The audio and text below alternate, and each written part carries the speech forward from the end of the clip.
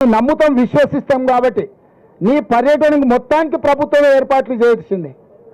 నీ పార్టీ కార్యకర్తలు ఎవరు ఏర్పాట్లు చేయలే.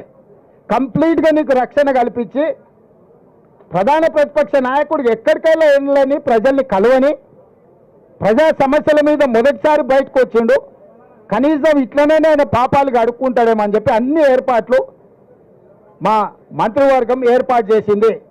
ప్రతి క్షణం నేను ఎక్కడ కూడా ప్రతిపక్ష నాయకుడికి ఇబ్బంది కలగొద్దని మా పోలీస్ అధికారులకు సూచనలు చేసుకుంటే ఆయన పర్యటన అంతా జరగనిచ్చిన.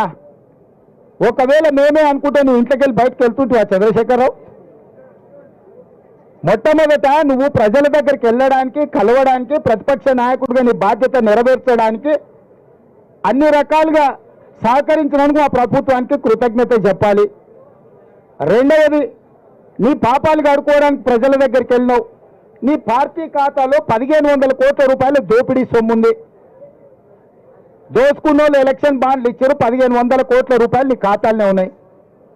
ఆ పాపం సొమ్ము ఒక 100 కోట్లు ప్రజలకు వంచిపెట్టినుంటే ఆ నష్టపోయిన రైతులకు అంతో ఇంతో 100 కోట్ల ఆర్థిక సాయం నీ పార్టీ ఖాతా నుంచి ఇచ్చినుంటే నిజంగానే ఈ రైతుల పట్ల నీకు సానుభూతి ఉంది, నిజంగానే రైతులు పంట నష్టపోయారు, దీన్ని ఏమన్నా సరిదిద్దాలని నీ ఆలోచన ఉన్నదని ప్రజలు అనుకునేటోళ్ళు.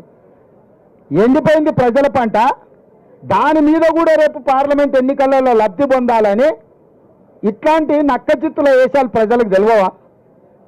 ఎన్నికలు లేకపోతే నువ్వు బయటకు వస్తుంటివా చంద్రశేఖరరావు? ఎన్నికలు ఉన్నాయి కాబట్టి ఈరోజు బయటకు వెళ్ళిండు.